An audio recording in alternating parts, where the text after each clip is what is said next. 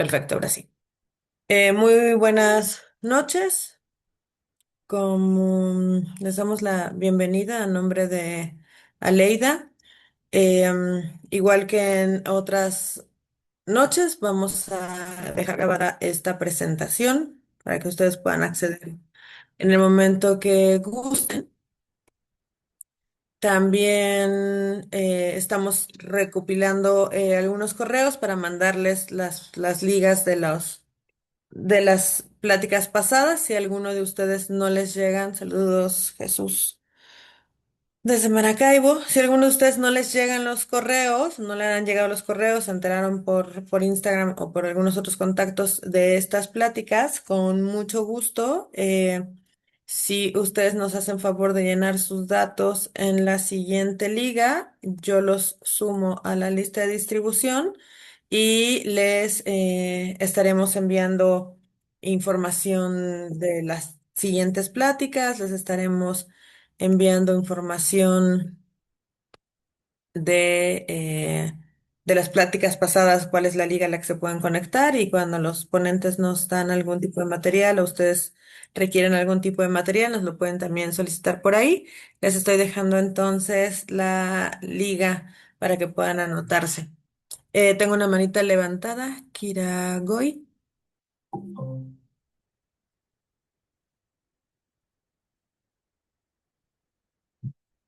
¿Sí? ¿Alguna pregunta?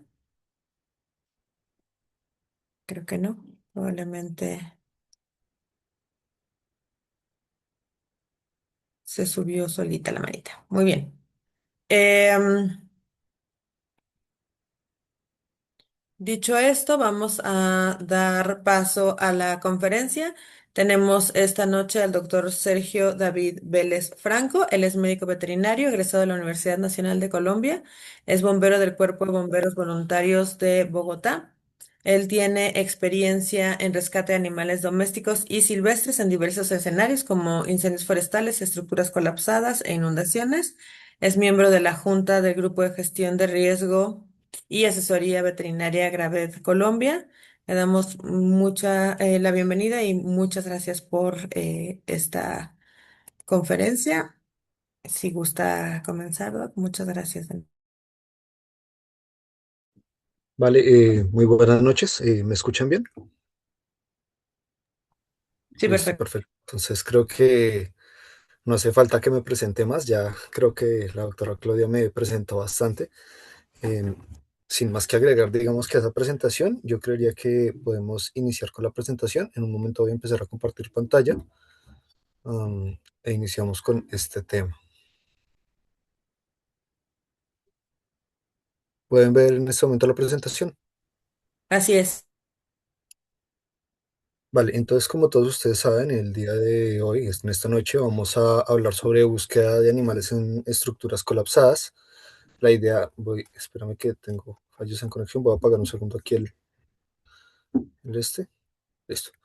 La idea es que en vista del escenario que se está presentando en este momento en Venezuela, socialicemos un poco este tema para que muchos de nosotros, de nuestros colegas veterinarios, tengan un entendimiento mayor de cómo funcionan este tipo de escenarios de emergencia, cuáles son las recomendaciones, cuáles son los cuidados que deben tener al intentar acceder a este tipo de escenarios, cuál es la forma más adecuada de hacer una aproximación a estos escenarios de una forma ordenada, y cómo identificar marcaciones específicas que pueden ver en este tipo de escenarios para su propia seguridad y para la seguridad de los animales que pueden estar involucrados en la emergencia.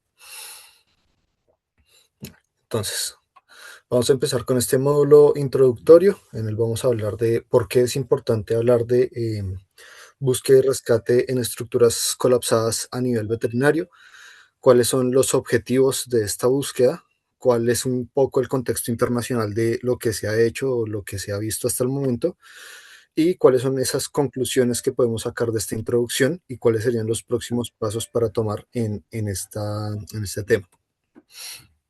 Entonces, ¿por qué es importante hablar de búsqueda y rescate en estructuras colapsadas desde un punto de vista veterinario? El primero y el que yo considero es más importante es el aumento del número de familias multiespecies, no solo a nivel continental, sino a nivel global. Es bien sabido que muchas personas hoy en día tienen mascotas en su casa, tienen animales de compañía. Estos animales de compañía responden a múltiples especies, no únicamente a perros y a gatos, aunque son la mayoría. Eh, Segundo, hay una resignificación social de lo que son las vidas no humanas. La forma en la que los seres humanos actualmente nos relacionamos con estas vidas no humanas ha cambiado bastante. Han pasado de ser vistas como objetos a ser vistas como vías que pues tienen su propio derecho de existir, que tienen tanto valor en muchos casos como una vida humana, y que por lo mismo deben ser atendidas en este tipo de situaciones y no dejadas de lado, como venía sucediendo en décadas previas. Terceramente, tenemos que hay una integración de profesionales del área veterinaria en equipos especializados. Si bien hasta el momento a nivel global son pocos, cada vez son más frecuentes. Entonces es importante entender que los profesionales médico-veterinarios, profesionales del área de la salud que se forman en estos aspectos, eh, están cada vez más involucrados en la escena. Entonces es importante que ellos también entiendan y se formen en este tipo de áreas. Si bien muchas veces no están directamente trabajando sobre las estructuras, cada vez integran más profesionales de nuestra área a los puestos de mando unificado, a los equipos especializados como un apoyo o directamente como un soporte técnico o de índole consultivo para estos equipos especializados. Y cuarto, pues tenemos que hay una responsabilidad social y política sobre el bienestar animal a nivel global. Hay varios países que tienen acuerdos firmados relacionados al bienestar animal y que en este tipo de escenarios pues no estaban inicialmente contemplados, pero que no por no haber estado contemplados inicialmente en estos acuerdos y en estas responsabilidades sociales, no dejan de estar implícitos aspectos de bienestar animal, lo sucede. Entonces, ¿cuáles serían los objetivos que tiene una búsqueda y rescate en estructuras colapsadas? Primero, realizar una identificación de las víctimas sin discriminar la especie a la que pertenezcan estas víctimas. Cuando digo no discriminar la especie, usualmente estamos hablando de vertebrados. Claramente aquí no vamos a estar hablando en muchas ocasiones de individuos arbóreos, vegetales o de invertebrados en muchas ocasiones, que puede llegar a recurrir este tipo de situaciones, sí, pero son en minoría. Sin embargo, pues para este caso estamos hablando de que no hay una discriminación de las especies de vertebrados con los que nos podemos encontrar, que son las que usualmente vamos a encontrar en áreas urbanas o en áreas periurbanas. Otro de los objetivos es realizar un triage y una estabilización de estos pacientes.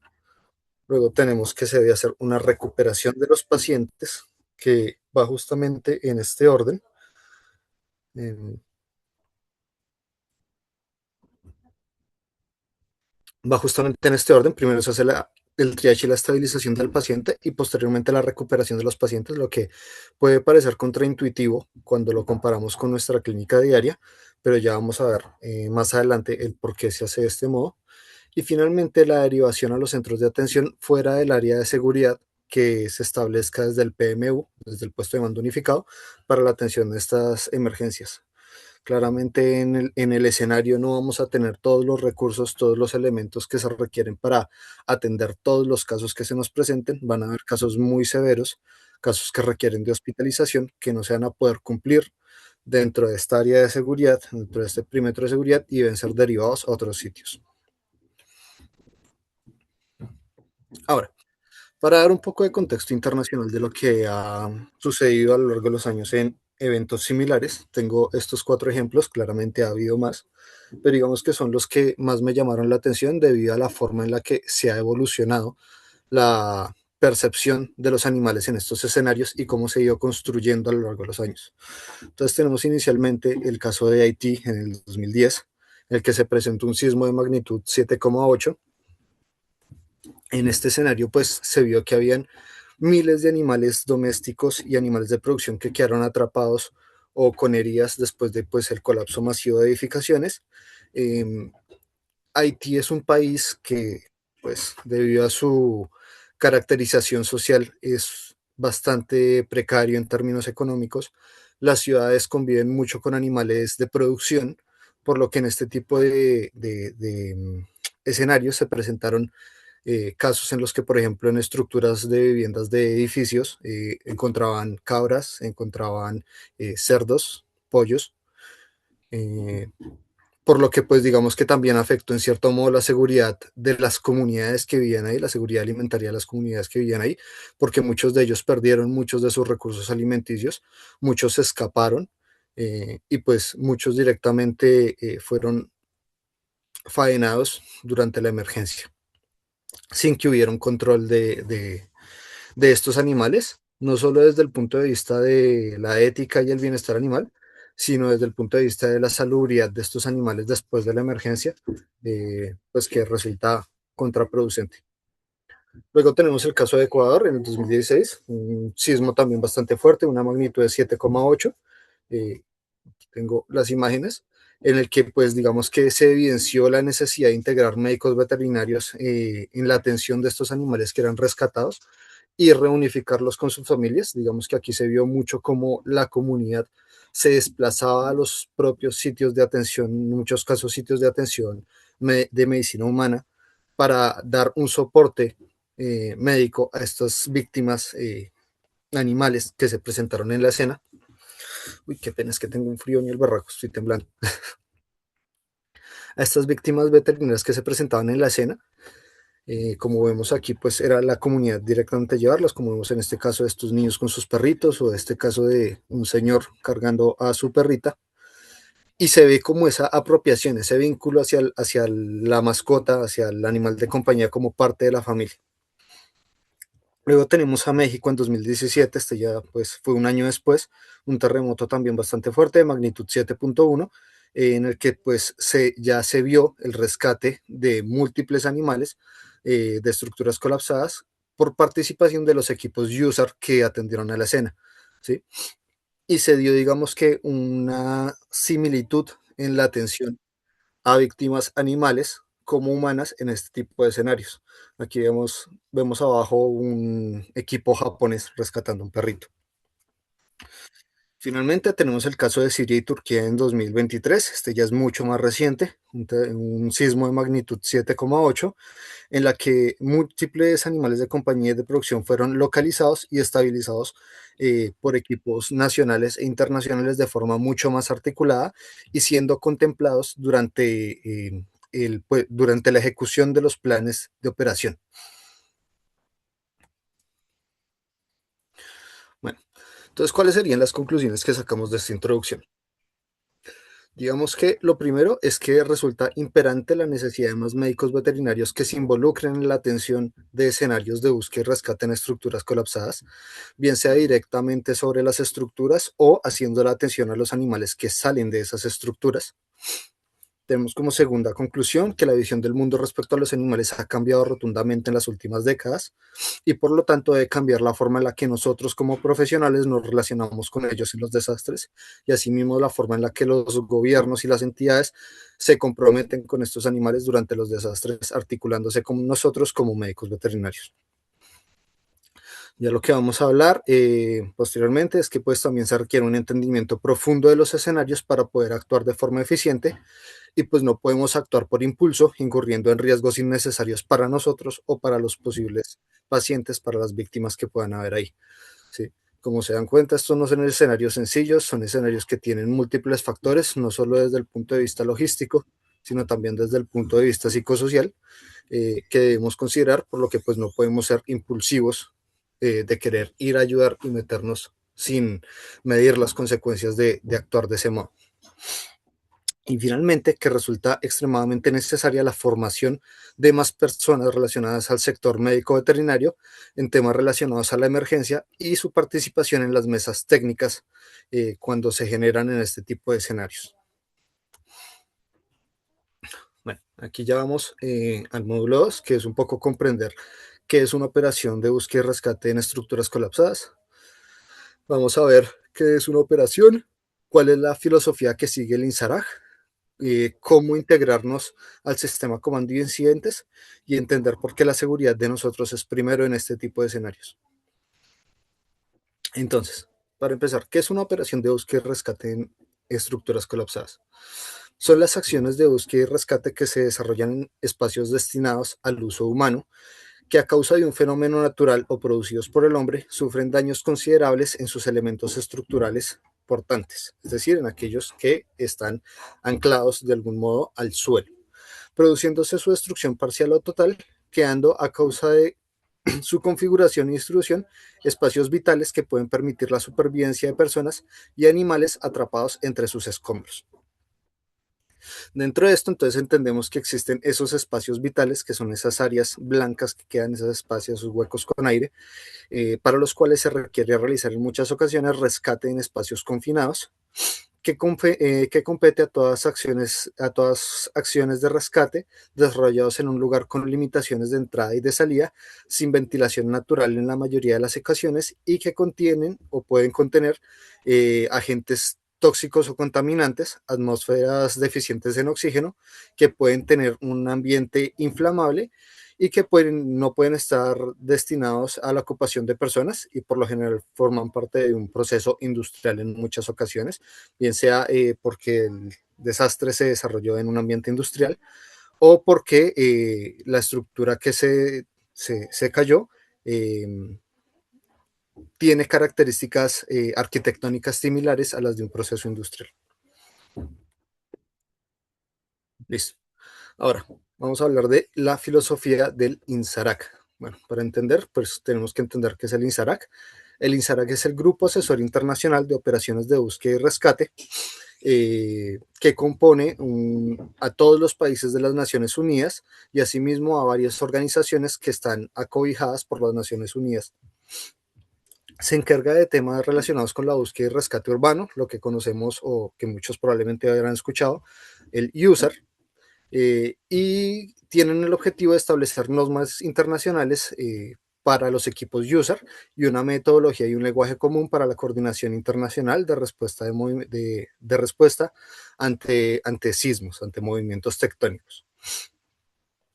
Las normas y las metodologías que establece el INSARAC se basan en sus propias guías que fueron aprobadas por la Asamblea General de las Naciones Unidas en su resolución 57-150 del año 2002, cuando se habló sobre el fortalecimiento de la eficacia y la coordinación de la asistencia internacional a las operaciones de búsqueda y rescate en zonas urbanas. Y pues digamos que toda la filosofía que busca el INSARAC se basa en la idea de salvar vidas por medio de una respuesta rápida, eficiente y coordinada, basada en la estandarización y la autosuficiencia de los equipos que hacen atención en la escena y que están en una capacitación y valoración continua.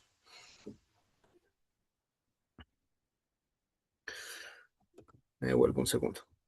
Cuando digo esto, lo digo también porque, pues, si se dan cuenta, estos equipos son equipos que se entrenan constantemente para poder entrar a estos escenarios. No es como que una vez certificados, estén certificados por vía, tienen que recertificarse constantemente año a año para poder hacer arriba estas escenas. Por eso es tan importante es recalcar la formación que se requiere para entrar a este tipo de escenarios. Ahora sí, estos equipos user, una vez llegan a la escena, se tienen que integrar al sistema comando de incidentes. ¿Qué es el sistema comando de incidentes? Es la combinación de instalaciones, de equipos, de personal, de protocolo, de procedimientos y de comunicaciones, operando bajo una estructura común con la responsabilidad de administrar los recursos asignados para lograr efectivamente los objetivos pertinentes a un evento, incidente u operativo. El sistema comando de incidente fue desarrollado en la década de los 70 después de una serie de incendios forestales muy fuertes que se dieron en la zona de interfaz en California, Estados Unidos, a la cual pues llegaron muchos entes, muchos cuerpos de bomberos, pero que no estaban ordenados. Entonces se presentaban situaciones como que se encontraran en mitad de camino múltiples entidades, se atendiera además una sola zona mientras se dejaba desprotegida otra, lo que generaba pues desorden y generaba pues un catástrofe aún mayor del que se podría haber evitado al estar todos ordenados y bajo un mando común.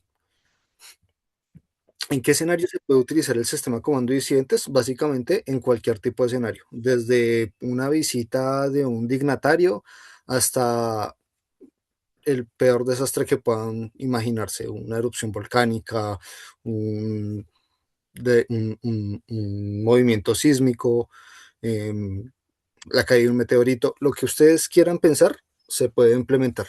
De hecho, aquí está señalado en los usos, tenemos los que nos competen para esta charla, derrumbes, misiones de búsqueda y operaciones de rescate y operaciones de albergues temporales que competen a este tema también por la naturaleza propia de la emergencia. Ahora,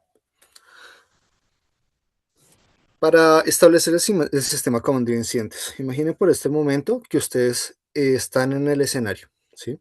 Sucedió la situación.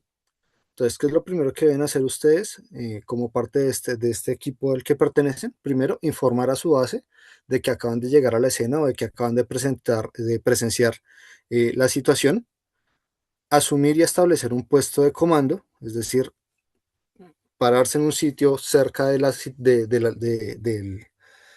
escenario, que sea un sitio seguro en el que puedan establecer un campamento desde donde puedan coordinar toda la emergencia. Luego van a hacer una evaluación de la situación, qué fue lo que sucedió, ¿sí? Cuáles son las áreas afectadas. Luego van a establecer un perímetro de seguridad del que nadie puede pasar, solo las entidades aprobadas para hacer la atención a esa emergencia. Posteriormente, el equipo que conforme el sistema de comando de incidentes y el PMU que ustedes montaron en el puesto de comando va a establecer los objetivos a desarrollar en esa emergencia, va después a desarrollar unas estrategias que debe considerar para dar cumplimiento a esos objetivos y luego va a determinar cuáles son los recursos que se requieren para dar cumplimiento a esas estrategias que está planteando. Finalmente, si el escenario es mucho mayor de lo esperado o si requiere capacidades específicas de otro organismo o de otra institución, este, este, esta persona al mando debe preparar toda la información para transferir el mando a esta otra entidad entrante. ¿Sí? Una vez le transfiere el mando, esta nueva persona que ingresa debe volver a asumir todo lo que se estaba haciendo y restablecer los planes. ¿Sí? Volver a establecer los objetivos, las estrategias y los recursos según las disposiciones que considere pertinentes.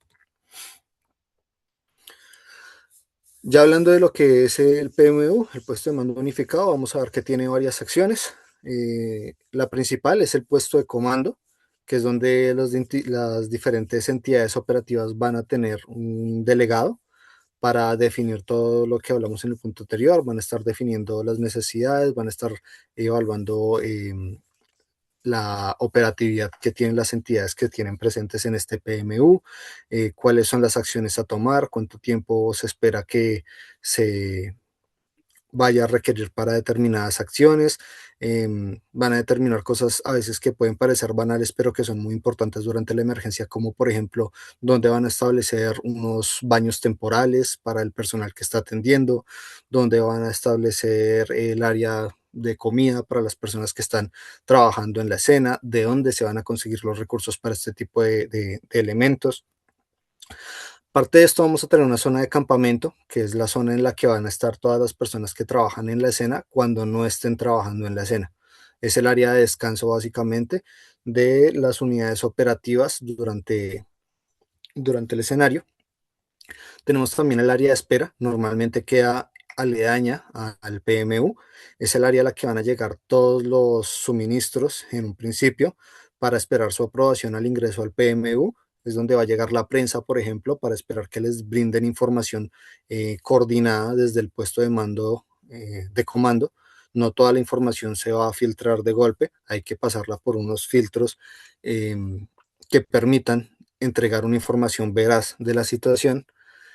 Ahí van a estar también en muchas ocasiones ambulancias, cosas de ese estilo para recoger víctimas y desplazarse hacia otra zona.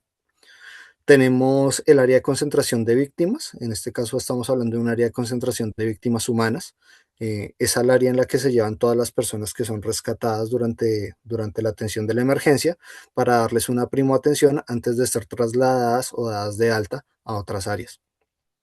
o a otros centros de atención. Tenemos la base es donde están todos los equipos, todos los vehículos de respuesta.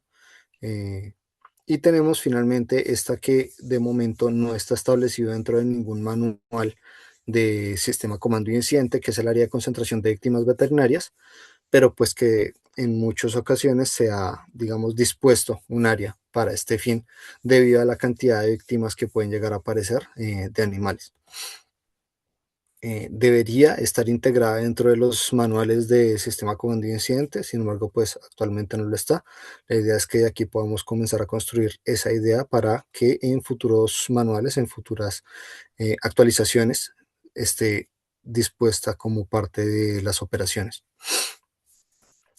Bueno, como las características que tenemos del sistema comando de incidentes, tenemos la primera, que hay una estandarización de la terminología común que se va a utilizar. Todas las entidades que llegan allí van a hablar un lenguaje común, aunque no hablen el mismo idioma.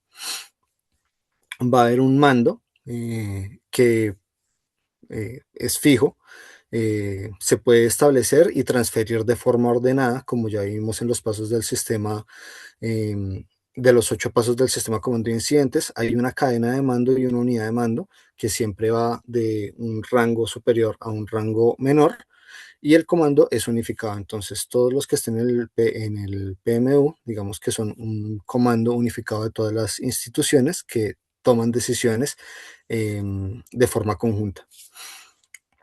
Hay una planificación, una estructura organizada, entonces se manejan por objetivos, hay un plan de acción del incidente, se establece un alcance de control que puede tener el PMU y pues tiene una organización modular que ya vamos a ver. ¿Sonó algo? No, gente que estoy aceptando. Siga. Ah, vale, vale. Tiene instalaciones y recursos definidos y hay un manejo integral de estos recursos. Ningún recurso se va a utilizar si no hay una orden desde el mando de que ese recurso se disponga. Cuando hablo de recursos, no hablo solo de recursos materiales, también hablo de recursos humanos, como lo son los equipos que vamos a ver ahorita cómo están establecidos. El manejo de las comunicaciones y la información es muy medido. Hay áreas especializadas para el manejo de comunicaciones entre los distintos equipos, y la información que entra o sale de estos equipos pasa por un filtro hacia el mando antes de poder ser dispuesta a el público general, y también para tener información en tiempo real entre todos los equipos que estén trabajando en la escena. Bueno, ¿cómo se estructura? La estructura pues parte de un mando básico, ¿sí? Que es el que se establece en el PMU. En el PMU pues también vamos a tener un área de planificación, un área que se encarga de las operaciones, un área que se encarga de la logística para la ejecución de esas operaciones, y un área que se encarga de la administración y las finanzas de todo lo que van a ser los recursos para la emergencia. Aparte de esto, tenemos un área de seguridad, un área que se encarga de la información que sale al público, y un área de enlace con otras entidades y con el medio externo. Ahora, ¿cómo se organiza, digamos, un grupo básico de búsqueda y rescate en estructuras colapsadas? Esto ya digamos que es un nivel muy, muy, muy por debajo de lo que estamos viendo del sistema comando de incidentes. Ya vamos a ver estos grupos donde se ubicarían en esta estructura que mostramos hace un segundo del sistema comando de incidentes. Entonces tenemos que una organización básica y un grupo BREC está conformada por un líder y por 4 rescatistas. Este líder tiene como función establecer un enlace con el comandante, recibir las asignaciones de trabajo que vengan desde esa comandancia, asignar tareas a cada uno de los rescatistas que tiene bajo su rango, mantiene una rotación constante del trabajo para no desgastar de más a los rescatistas que tiene a su mando, decide sobre las herramientas que se van a utilizar y en qué momento se van a utilizar, y actúa como oficial de seguridad si no se ha nombrado a otro oficial de seguridad en ese momento. Entonces él, digamos que en la mayoría de ocasiones no está actuando directamente sobre la escena, sino que está un poco afuera, coordinando las actividades de estos rescatistas. Luego entonces ya tenemos a los rescatistas que se encargan de desarrollar las tareas que pues les sean asignadas por el líder del grupo. y por velar por su propia seguridad y la de sus compañeros al acatar las órdenes del líder del grupo. Estos rescatistas normalmente uno de ellos es designado para el rol de encargado de logística, em, aunque pues a medida que avanza la escena, entre ellos se van rotando este rol. Como enlace con el jefe de logística general, muchas veces el que recibe las necesidades del equipo del líder, hace la ubicación de los recursos, mantiene un inventario de todo lo que tienen en la escena, em, se encarga de solicitar la reparación de los equipos y coordinar el almacenamiento y la evolución de estos equipos una vez terminan de trabajar en una escena. Ahora, este equipo que vimos hace un segundo, si vemos en esta gráfica de aquí, es básicamente la que vimos hace un segundo de la estructura. Entonces tenemos el mando, la seguridad, operaciones, planificación, logística, administración y finanzas. Entonces lo que vimos hace un segundo iba hasta esta línea punteada, ¿sí? Ese equipo que vimos hace un segundo hace parte de operaciones, que se divide en varias ramas y finalmente aquí aparecen los grupos, que en este caso sería una fuerza de tarea de equipo de intervención simple, que es la que aparece aquí. Si se dan cuenta, pues está bastante abajo, trabajando junto con muchos otros grupos de tarea de intervención simple, pero todos siempre, digamos que vienen coordinados desde un mando superior.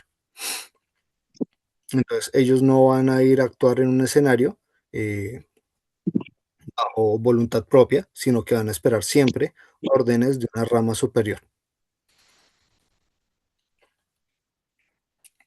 Ahora, es importante señalar que aquí la seguridad lo es todo. Ningún rescate inicia si no se hace previamente una evaluación de los riesgos. Antes de que nos acerquemos a un animal que esté atrapado o que sepamos que hay una víctima ahí en ese escenario, la estructura debe ser evaluada y ser considerada lo suficientemente segura para el personal competente para acceder a esa escena, ¿sí? Los médicos veterinarios nunca van a ingresar porque quieren ingresar, ¿sí? Su ingreso hace parte de un plan operativo y siempre debe ser autorizado por el responsable de las operaciones, como siguiendo esa estructura de mando de la que hablamos hace un segundo. Lo otro, la seguridad siempre es un proceso continuo. Las estructuras colapsadas no se quedan del modo en que cayeron, son muy dinámicas y las condiciones pueden variar en cualquier momento, haciendo que el equipo que está trabajando ahí tenga que retirarse, aun si la víctima persiste atrapada en la estructura. Siempre la seguridad va a ser primero y esto va relacionado con esto. La evidencia de una víctima no implica exponer otra vida humana. Si el riesgo supera los beneficios, la operación debe modificarse, posponerse o suspenderse. Si veo que hay una víctima, pero tengo que meter a dos, tres rescatistas para sacar a esa persona, pero eso implica poner en riesgo a mi equipo y convertirlos en víctimas en esa escena, tengo que esperar, por más que esté viendo yo a la víctima ahí, y asegurar la escena para poder intervenir y que tanto mi equipo como la víctima reciban el mejor escenario posible. Entonces aquí tengo esta imagen de este perrito que lo están viendo ahí claramente. A él no lo van a sacar inmediatamente. Deben asegurar la escena, deben estar con el paciente inicialmente, pero no van a sacarlo hasta que la escena sea segura. Entonces aquí tengo esta frase: ninguna víctima humana o animal justifica crear nuevas víctimas.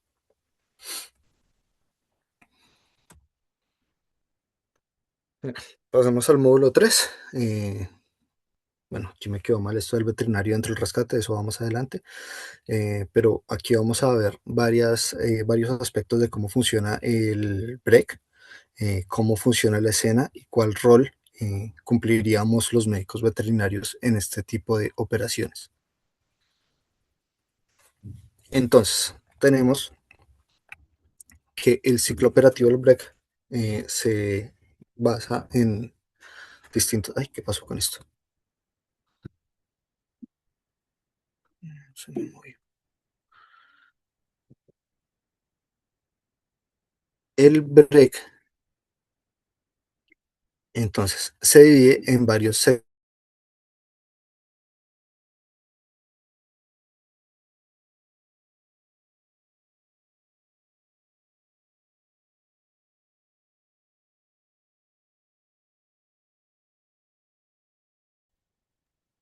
No sé si soy yo solamente, dejamos de escuchar al doc. ¿Alguien más? ¿Aló? ¿Ya me escuchan? Creo que se Oh, desconectó. Qué pena, es que tengo bastante inestabilidad en la red. ya te escuchamos. Hasta ahorita se ha escuchado muy bien, solo te perdimos un segundito. Vale, entonces, bueno, yo aquí creo, cuando se me perdió la conexión, entonces tenemos que, podemos dividir el ciclo operativo del break en cinco fases, en cinco fases principales, que son la preparación, la activación y la movilización, la fase de operaciones, la desactivación y la desmovilización, y finalmente las actividades postmisión, que es ya cuando se recoge toda la escena. Entonces, tenemos inicialmente la preparación,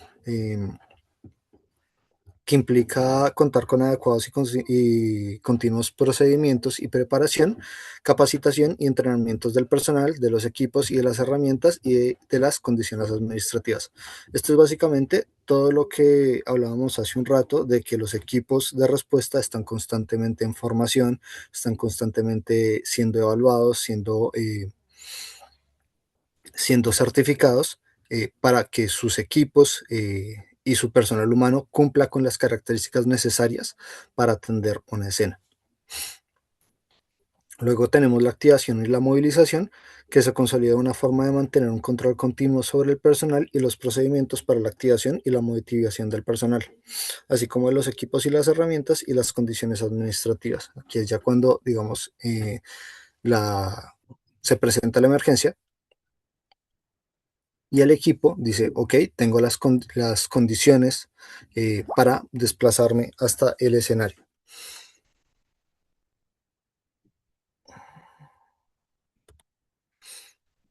Luego ya tenemos, digamos que la sustancia de la situación, que son las operaciones directamente en el escenario, que responden a la secuencia de acciones tendentes a la recuperación de las víctimas atrapadas en una estructura colapsada, y pues que no deben descuidarse las acciones en el sitio, bien sea desde el área de coordinación, de soporte de logística, de control de gestión y de seguridad. Esta área de operaciones se divide a su vez en 6 puntos, que son ya dentro de la escena. Entonces tenemos inicialmente el aseguramiento de la escena, que implica la aplicación de técnicas que permitan asegurar una seguridad y una protección a través de la eliminación de cualquier condición peligrosa en la escena. Por ejemplo, llegamos a una escena de un edificio de río y vemos que hay una ruptura de un tubo de gas. Tenemos que eliminar ese riesgo, asegurar la escena de ese riesgo, eh, para poder hacer una intervención en esa estructura colapsada. Lo mismo, digamos, si hay una estructura que está en llamas por algún motivo, si vemos que hay una salida profusa de agua de alguna fuente, si hay cables eléctricos o tendidos cerca de la escena, tenemos que hacer una eliminación de esos elementos poco seguros para poder hacer una aproximación a la estructura colapsada. Ya una vez hacemos la aseguración de la escena, podemos hacer una evaluación inicial de esta estructura. Digamos que es un proceso que se mantiene continuo a lo largo del tiempo, pero que,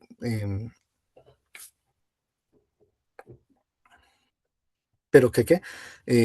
Pero que se debe estar pendiente todo el tiempo, ¿sí? Entonces, la evaluación de la escena inicia desde el momento en que nos llaman a decirnos que se presentó una situación. Nosotros respondemos, nos dan una descripción general de lo que pasó, y a medida que avanza en el tiempo la evolución del desastre, vamos actualizando esa evaluación, ¿sí? Siguiendo un poco los 8 pasos que ya habíamos hablado.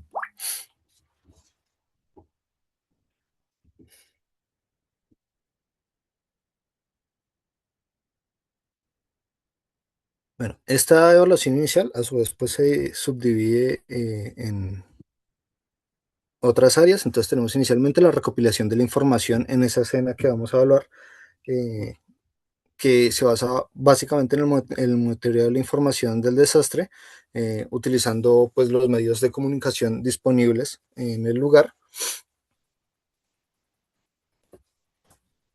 atrapado. Luego tenemos que establecer un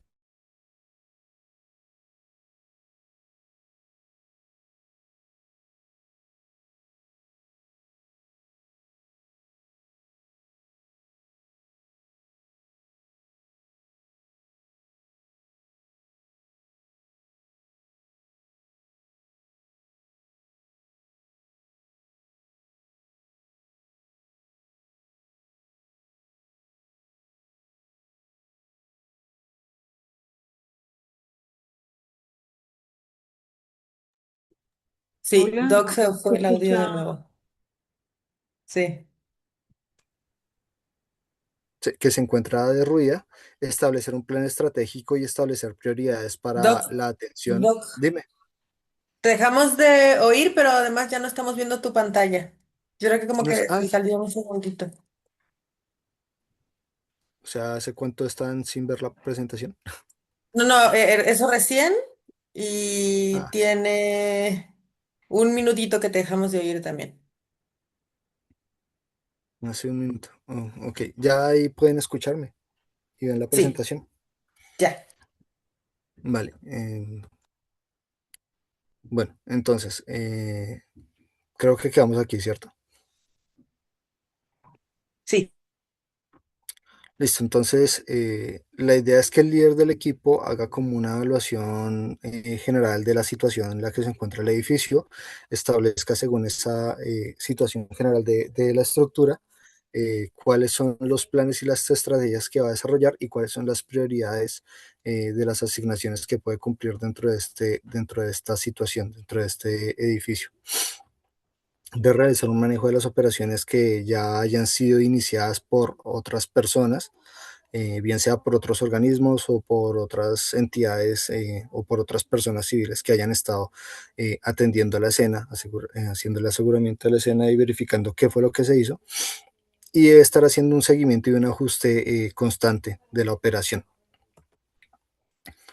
Bueno, luego tenemos que establecer los criterios de búsqueda, que estos se establecen según el tipo de edificación en la que estemos trabajando, según la hora del día en la que estemos trabajando y la hora en la que haya ocurrido esta situación, que también puede hacer que varíe un poco cuáles son los criterios para realizar esa búsqueda.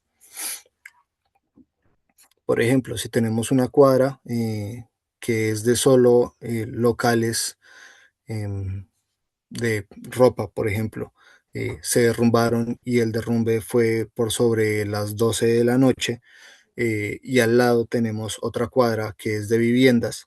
Claramente los criterios de búsqueda van a cambiar porque estas viviendas es probable que tengan menos víctimas al ser negocios, al ser un área de comercio que suele estar menos habitada en las noches que el área dedicada a la habitación, sí, a la vida cotidiana de las personas, que seguramente va a poder tener muchas más víctimas y que resultaría mucho más vital atender esa área. No sin dejar de lado esta otra escena que planteé inicialmente, pero sí centrándonos un poco en esa otra estructura. Luego debemos establecer un plan de operaciones. Este debe estar fundamentado en lo que decíamos hace un segundo, en la escena, y pues varía según el escenario eh, a lo largo del tiempo. Tenemos que realizar una asignación de las tareas para el equipo que tengamos, entonces el líder de equipo debe realizar una asignación de tareas según los conocimientos que este líder tenga de las capacidades operativas de cada uno de los miembros que tiene a cargo. Claramente todos nosotros tenemos habilidades diferentes, aunque hagamos parte de un equipo especializado. Por más que todos estemos capacitados para realizar esas labores dentro de ese equipo especializado. Sin embargo, el líder debe conocer las capacidades de su equipo y designar al que mejor se ajuste a un escenario para realizar una u otra labor. Finalmente tenemos la reevaluación y los ajustes. Entonces, las operaciones como seguridad de su equipo, las herramientas, la distribución de los materiales, el manejo y el control de las comunicaciones debe ser completamente ajustado. No podemos desgastar excesivamente nuestro equipo. Debemos reevaluar cuánto tiempo llevan trabajando, si vale la pena o no seguir trabajando de cierta forma, si hay que ajustar el plan para que sea más eficiente la forma en la que estamos manejando nuestras herramientas. Luego ya de que realizamos toda esta evaluación inicial, eh, vamos a pasar a realizar lo que ya es la búsqueda. ¿En qué consiste la búsqueda? Básicamente en la aplicación de técnicas que nos puedan dar respuestas o indicios de la existencia de una víctima con vida en algún espacio vital de estas estructuras colapsadas. Puede hacerse de muchos modos, se puede hacer con perros, por medio de llamados que nosotros hagamos, escuchando simplemente en muchas ocasiones, o por medio de equipos técnicos que ya más adelante vamos a ver.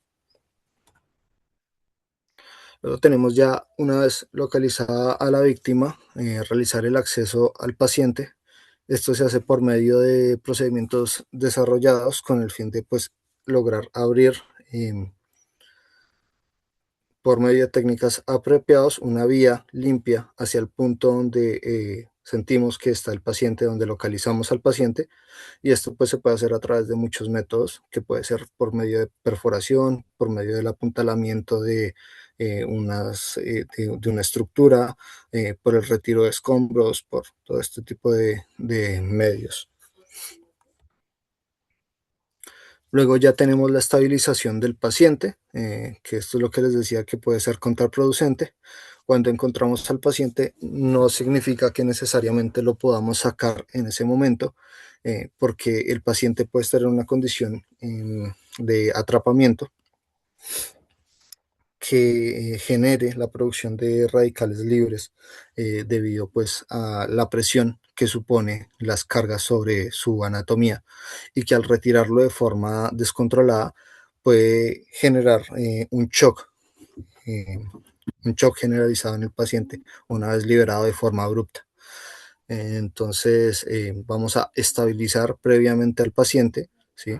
Asegurar cuál es el estado de salud de ese paciente, hacer un triage, y una vez ya tengamos eso y podamos establecer cuál es la forma más adecuada de retirar al paciente de esa escena, ya vamos a poder realizar la extracción del paciente, que se hace por procedimientos y técnicas aplicadas que garanticen la integridad física de este paciente, para que pueda ser retirado sin comprometer tampoco la estructura, y desplazado hacia otra área, asegurando en todo momento el bienestar también de nuestros rescatistas. Ya luego, devolviéndonos al punto 4 que hablábamos, tenemos la desactivación y la desmovilización, que implica el cierre de las operaciones, eh,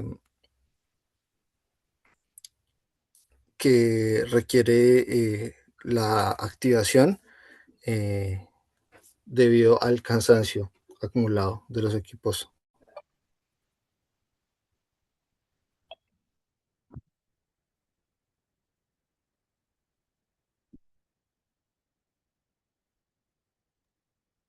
Creo que lo volvimos a perder, Doc. Hola, hola. ¿Me escuchan? Ya. Eh, no sé dónde quedar. Termin- terminaste lo que estabas diciendo y vas a empezar esta nueva.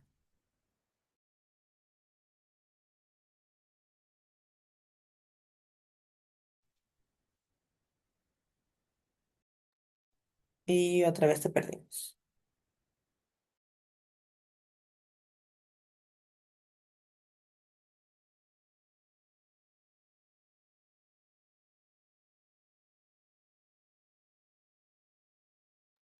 No, no te oímos.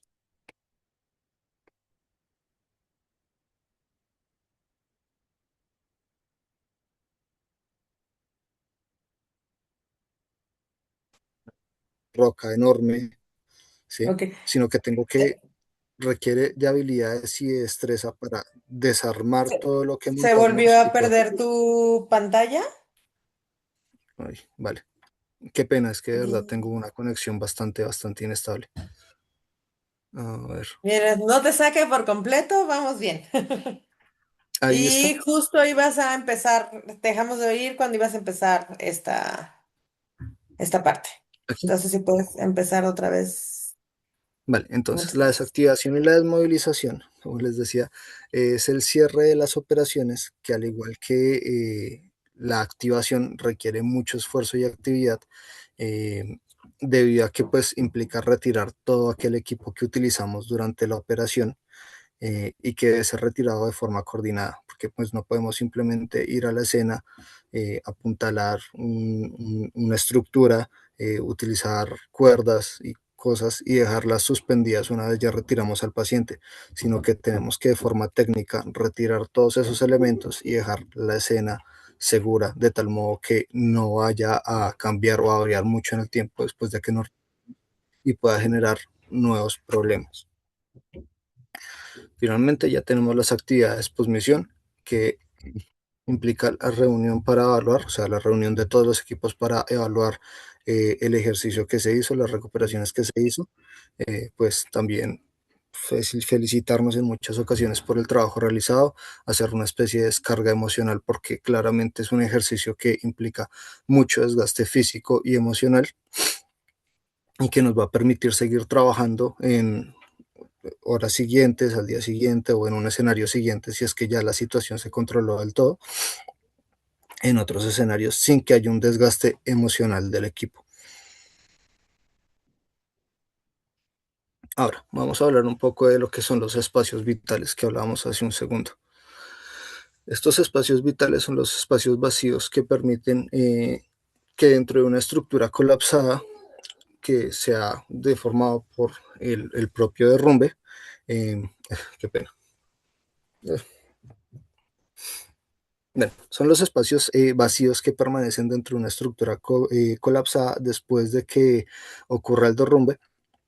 Estos espacios en muchas ocasiones pueden conservar suficiente volumen para permitir la supervivencia de personas o animales en ellos y proporcionan una especie de refugio frente a las cargas de los escombros eh, de material que pueden haber caído durante el derrumbe y en muchos casos alcanzan a mantener una reserva parcial de aire que permiten la supervivencia de estas víctimas.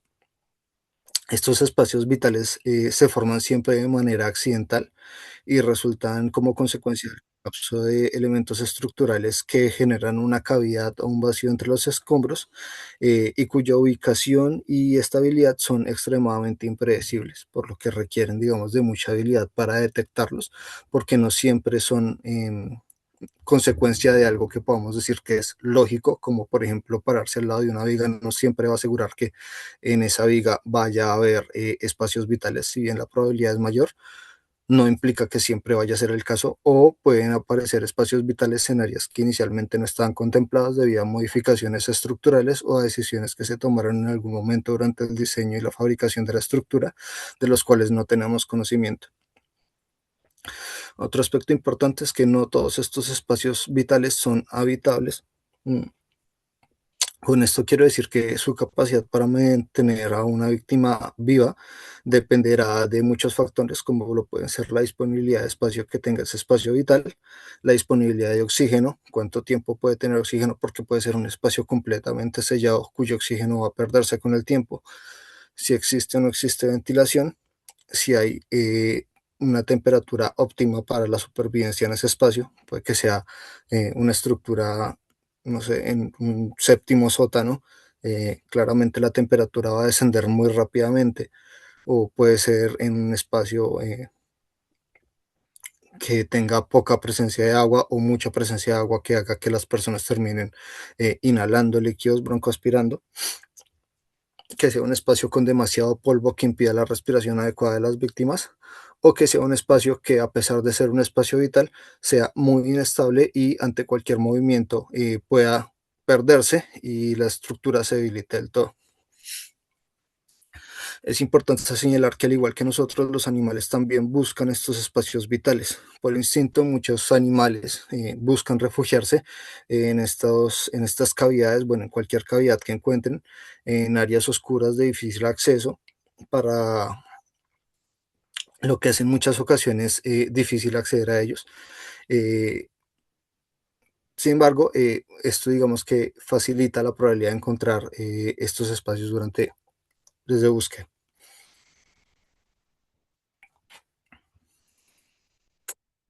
Ahora, para entender estos espacios vitales tenemos que tener en cuenta que tenemos que comprender los comportamientos estructurales del edificio antes de que caiga, ¿sí? O sea, no es como que sepamos cómo era el edificio antes, sino al momento de llegar a la escena, entender un poco cómo era la arquitectura de este sitio, cuál era el tipo de construcción, hacer una evaluación de los tipos de materiales que vemos que se utilizaron en esa estructura, eh, el mecanismo que permitió la caída y deformación de esta estructura, la ubicación y la estabilidad de las cavidades donde podría llegar a sobrevivir una persona o un animal, y de igual manera, pues los espacios habitables pueden tener características estructurales y espaciales dependiendo de las especies afectadas, ¿sí?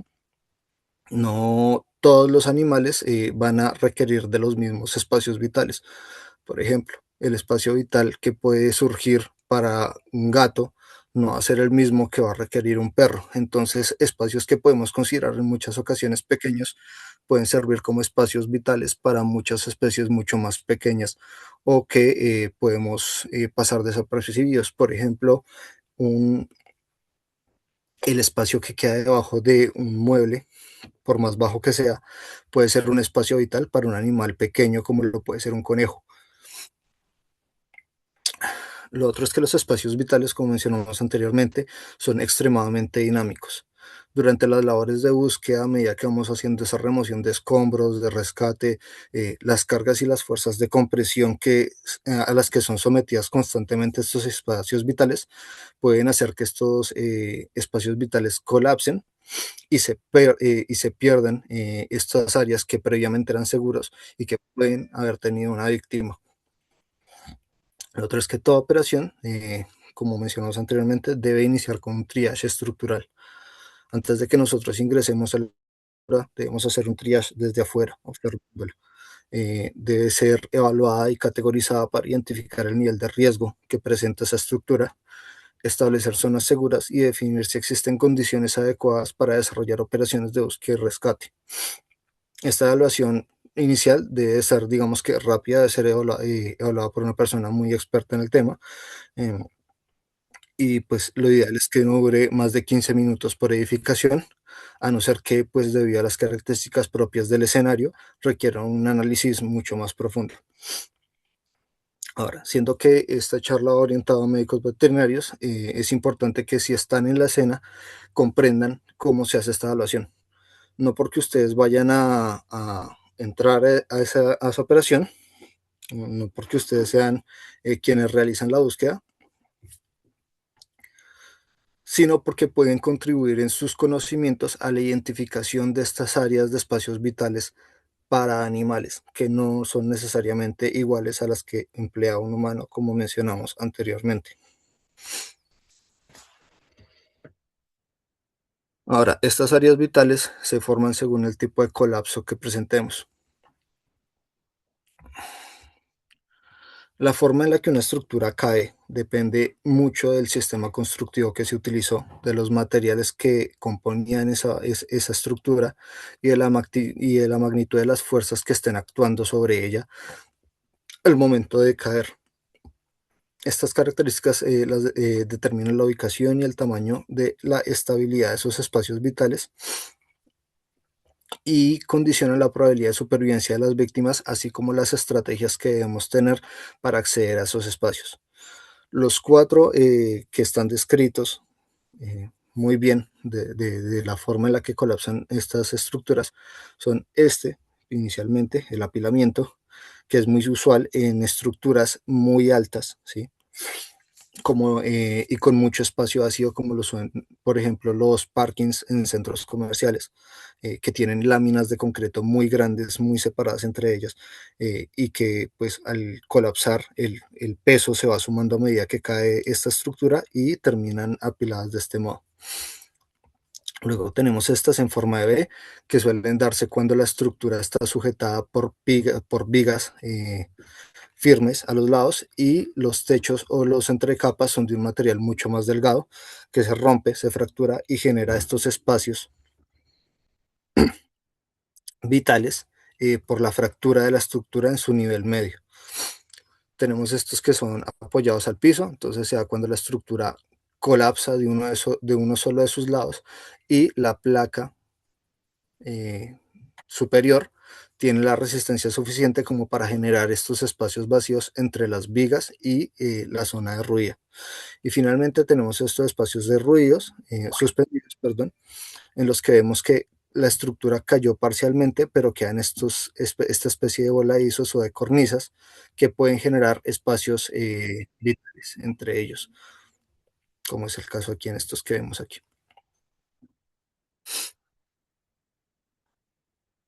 Bueno, ahora, ¿cómo vamos a hacer la localización de esas víctimas? Tenemos cuatro métodos generales para hacer la localización de las víctimas.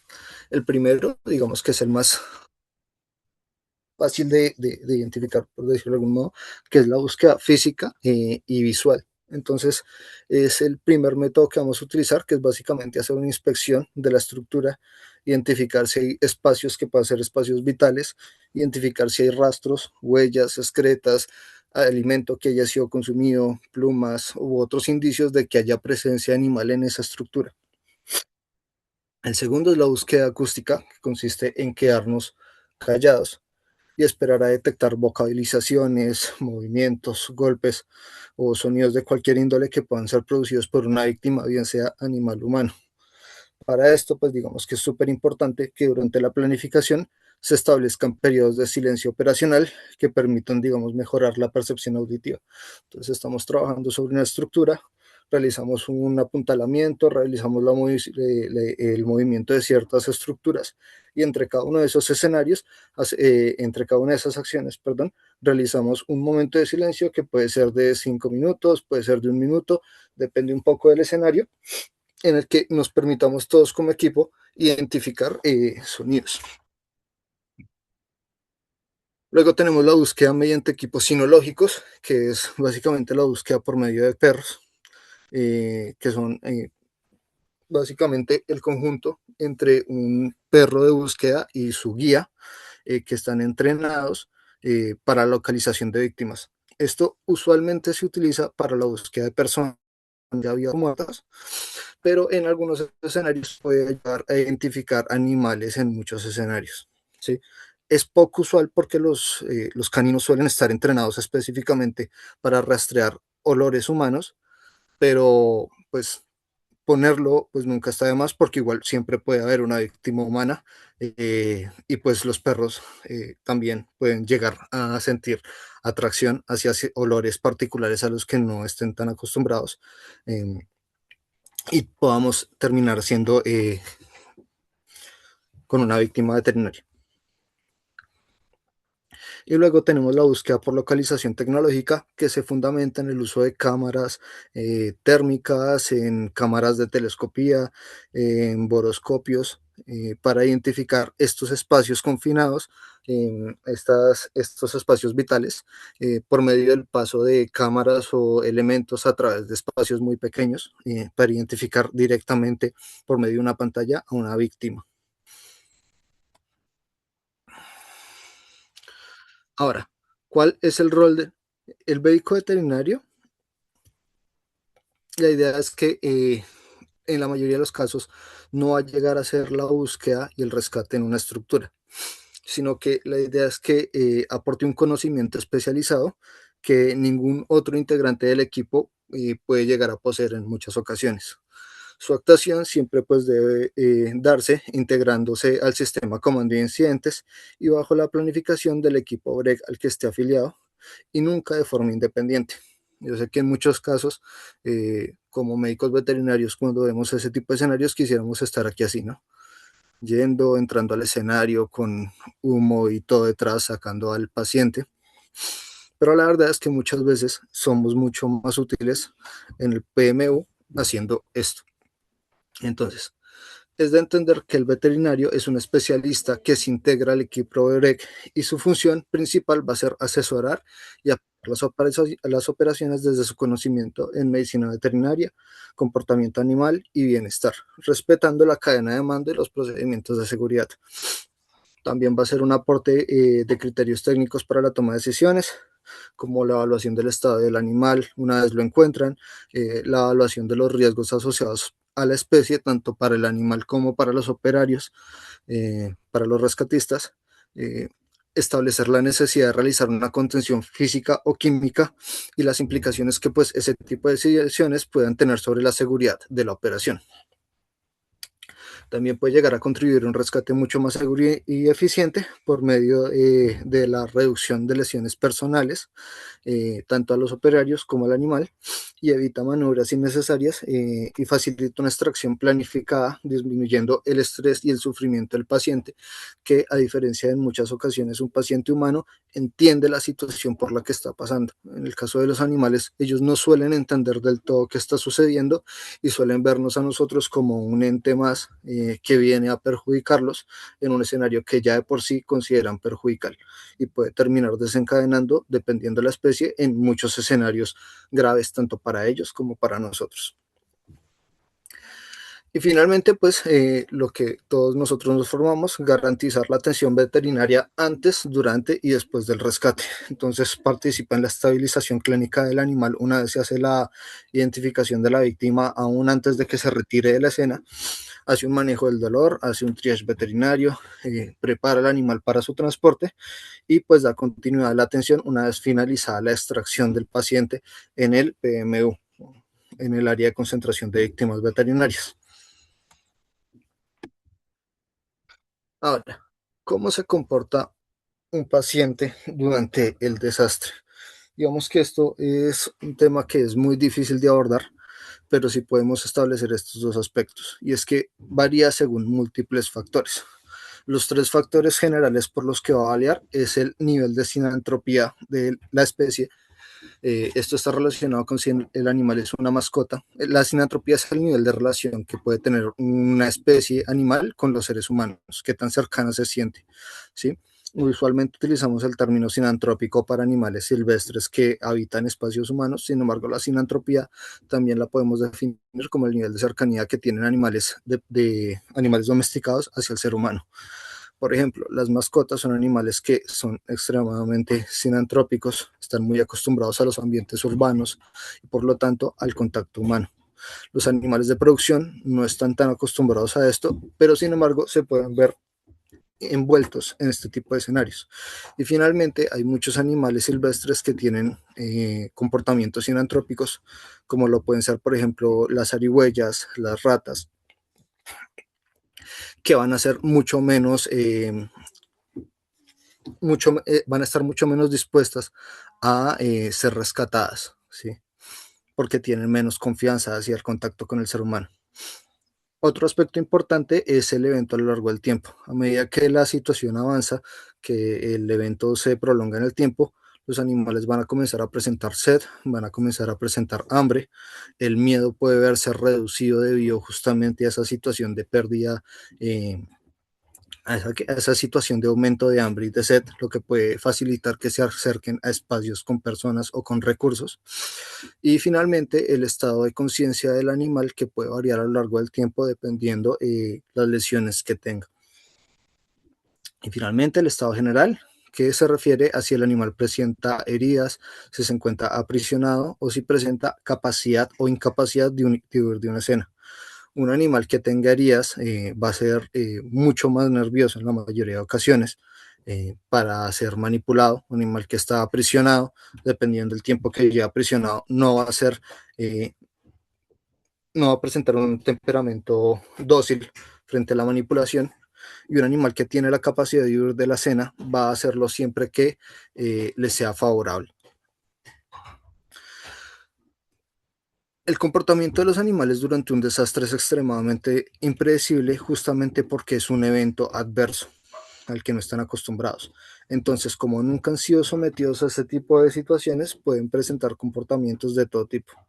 Por ejemplo, el estrés extremo activa respuestas de supervivencia que pueden manifestarse de muchas formas, como eh, una inmovilidad tónica total, la huida de los animales, que se vuelvan agresivos hacia cualquier persona que se les acerque o hacia cualquier otro animal que se les acerque, que presenten una vocalización excesiva o que presenten apatía hacia el contacto.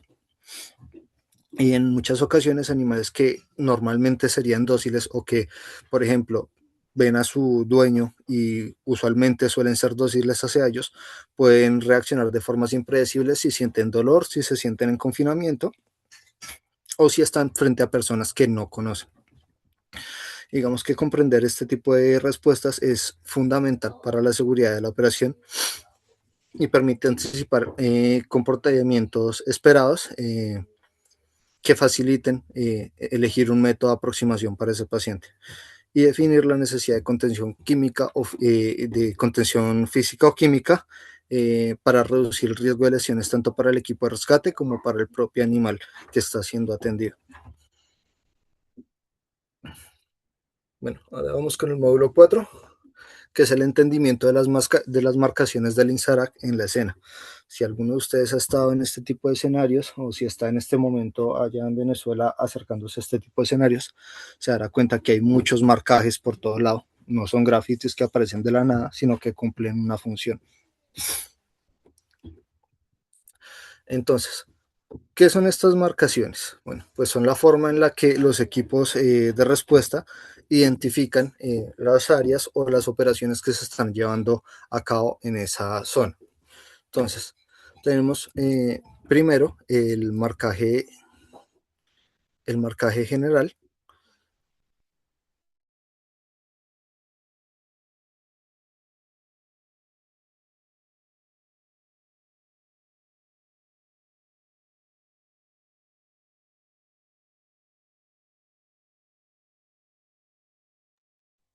¿Te perdimos otra vez, Doc?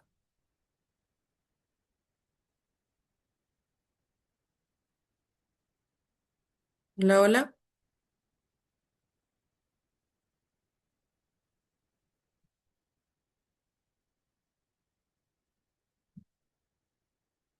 Doc, ¿te perdimos?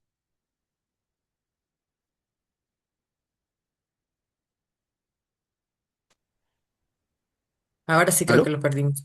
Sí. Aquí estoy. No, no sé ¿Sí si me escuchan? prefieras mandarme, sí, no sé si prefieras mandarme tu presentación para que a lo mejor no tengas que usar ese recurso. Ahí En está ya. realidad, perfecto. Es que es más Gracias. como Justo que vamos a empezar. se pierde la conexión Sí, completamente. Ah, justo bueno. hoy vamos a empezar aquí, marcación en Saraj. Ah, vale. Entonces, la primera que vamos a identificar es la marcación general, el área general de marcaje. Estas marcaciones se hacen con pintura de color naranja o de un color que resalte contra el fondo que estamos marcando, utilizando aerosol y debe ser utilizada para todas las marcaciones en general, ¿vale? Entonces, esta área general de marcaje está asignada a los sitios de trabajo y deben ser identificados individualmente cada una de las zonas de trabajo. Entonces, el área general de marcaje vamos a ver que va a tener la dirección o la ubicación física de la estructura en la que estamos trabajando. Vamos a establecerlo en un mapa con un punto de referencia o el nombre código que podamos asignarle al sitio. Por ejemplo, pues aquí tengo un ejemplo del edificio 1 de la fábrica de azúcar. Entonces sabemos que en la fábrica de azúcar, en el mapa que marcamos, tenemos el edificio 1 y lo tenemos aquí como se ve en esta. Entonces este sería el edificio 1 de esta fábrica de azúcar. De ser posible, establecer las coordenadas en el mapa o en el GPS. Y si no hay pues un mapa que nos den desde el PMU disponible, tenemos que dibujarlo a mano y luego entregar ese mapa al PMU después del reconocimiento de la zona. A la hora de producir mapas, la identificación geográfica principal debe ser siempre el nombre que ya persista de la calle en caso de que los conozcamos y el número de las edificaciones original. ¿Listo? Siempre que sea posible, siempre que tengamos acceso a ello. Deben utilizarse siempre puntos de referencia fácilmente identificables por todos los actores que vayan a estar en la escena, como pueden ser, por ejemplo, plazas, como lo pueden ser, por ejemplo, casas de un color particular o estatuas. Ahora, ya cuando vamos a identificar una estructura, debemos pararnos frente a la estructura, aquí donde dice frente a uno, y orientarla para marcar la estructura en su identificación tanto al exterior como al interior. Entonces, ¿qué vamos a hacer? Vamos a hacer la identificación en el exterior, en el lado de la estructura con la dirección del calle al frente, es decir, esta, aquí sería la calle principal sobre la que estamos parados, y se comienza a identificar en el sentido de las manecillas del reloj. Luego tenemos la identificación interna, en la cual vamos a dividir la estructura en cuadrantes, y los cuadrantes son identificados alfabéticamente, girando en el sentido de las manejillas del reloj, iniciando desde la esquina frontal, como se ve en este caso en el cuadrante A, en el lado 1, y en el lado 2 se unen. El cuadrante E que vemos aquí, digamos que se establece cuando es una planta, es un edificio que tiene más de una planta, como puede ser, por ejemplo, un área de escaleras o un área de ascensores. Se establece ese cuadrante E, que indica un ascenso.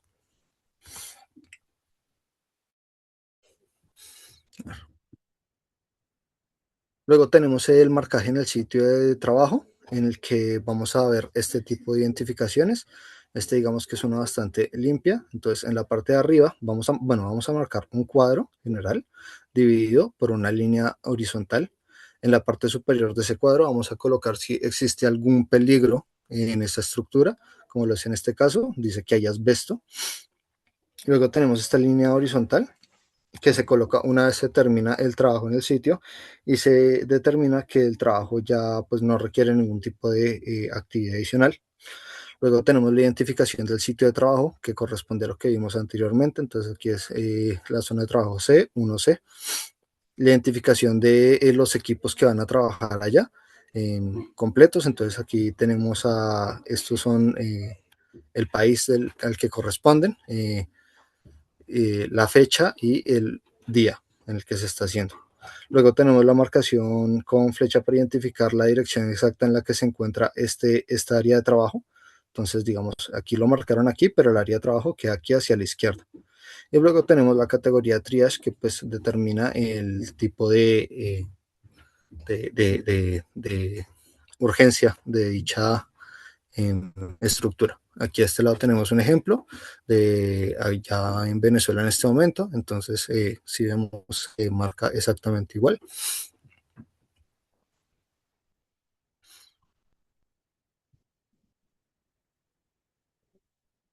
Luego tenemos la marcación de las víctimas. La marcación de las víctimas pues, se utiliza para hacer una identificación de las ubicaciones de víctimas potenciales o conocidas, bien sea que estén vivas o que estén muertas, que no sean obvias para los rescatistas, por ejemplo, que se encuentren debajo de escombros o sepultados.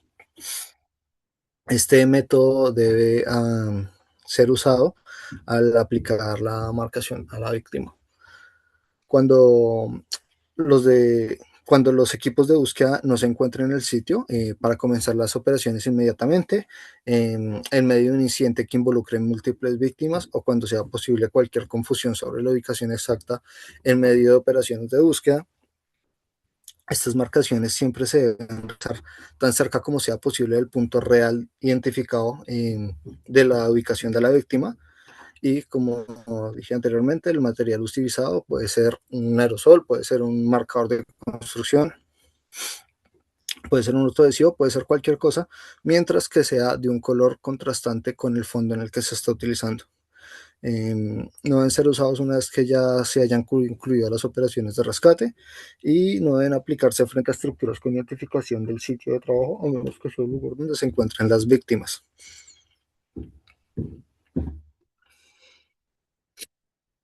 Ahora, este marcaje de las víctimas, pues, ¿cómo se va a hacer? Digamos que inicialmente tenemos esta B grande, eh, que implica la ubicación de todas las víctimas potenciales o víctimas muertas que pueda haber en esa estructura. Luego vamos a ver que no es directamente en ese sitio, vamos a poner una flecha para clarificar la ubicación hacia la que se encuentran esas víctimas. Debajo de la B vamos a poner una L o una D, que básicamente significan life or death. Aledaño a ello vamos a colocar el número de víctimas vivas o el número de víctimas muertas que se encuentran en esa zona. Una vez en esa zona hagamos la liberación de una víctima, vamos a tachar la marcación original. Digamos en este caso que habían víctimas aquí al lado derecho. La marcación original era L2 D1. Se liberó una de las víctimas y se tachó esto aquí, y entonces ahora el número de víctimas vivas es D1 y el número de víctimas muertas es D1. Finalmente, cuando ya liberemos a todas las víctimas, vamos a tachar completamente todos los marcajes.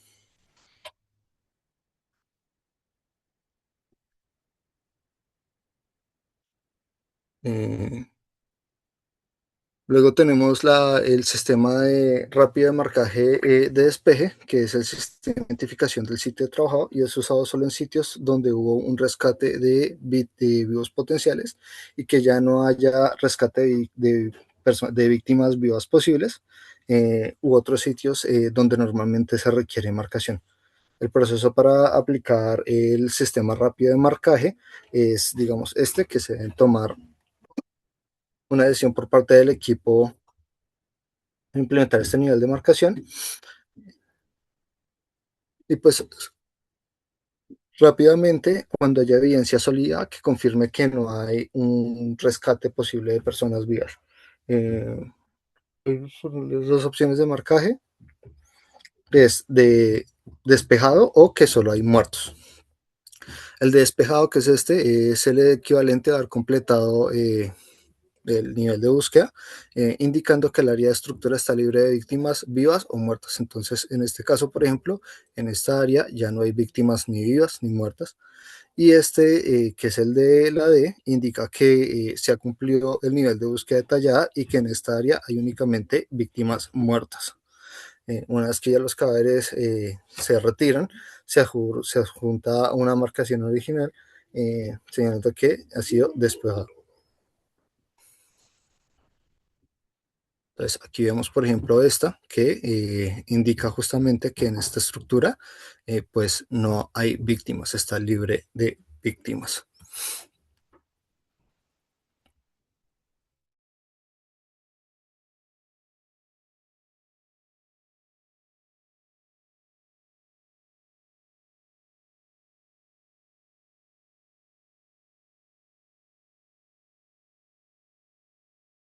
Eh, este, ¿Aló? Sí, te Listo. perdimos un momentito. Ya, aquí. Ahí estabas terminando esta, sí. Sí, listo. Entonces, como les decía, entonces esto implica que aquí, pues ya, digamos, se ha terminado la búsqueda completamente, se anota la fecha en la que se te completó la búsqueda y se señala que no hay víctimas en esa área. Luego ya tenemos la señalización no visual, que es básicamente el sistema de señalización sonoro, que pues asegura el cumplimiento de directrices generales de forma eficiente, sin que se requiera la transmisión verbal de estas señales, sin que tenga que ir alguien hasta el punto a decirles, hey, deténganse, hoy hagan tal cosa. Se realiza por medio de pitidos de aire, además de dispositivos de llamado que deben ser usados para indicar las señales propias. Como tal, son tres señales.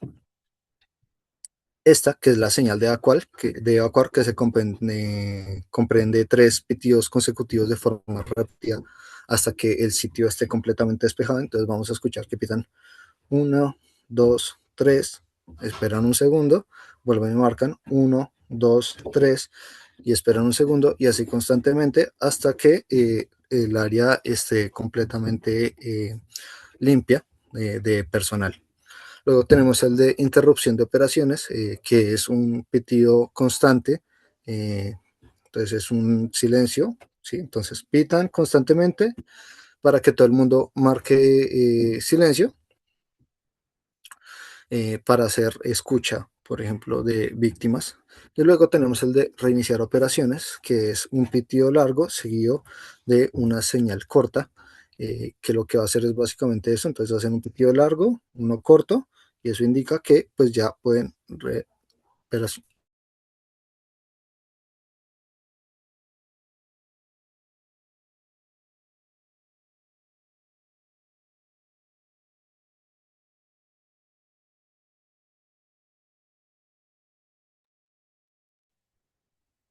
Creo que te perdimos otra vez.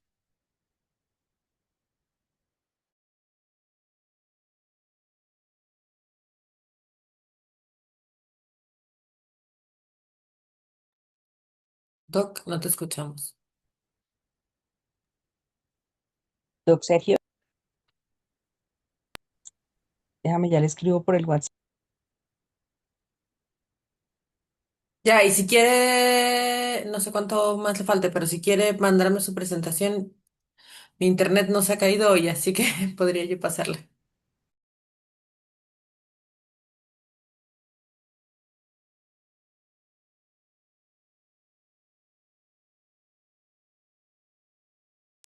Bueno, ahora sí parece que fue del todo porque solamente le entra un chulito en el celular.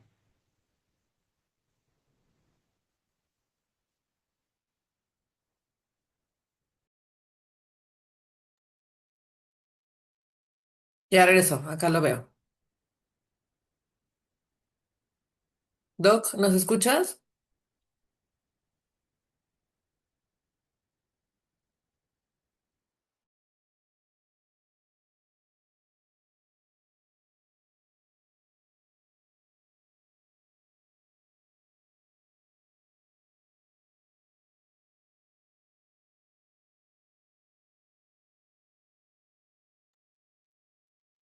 No. Doc.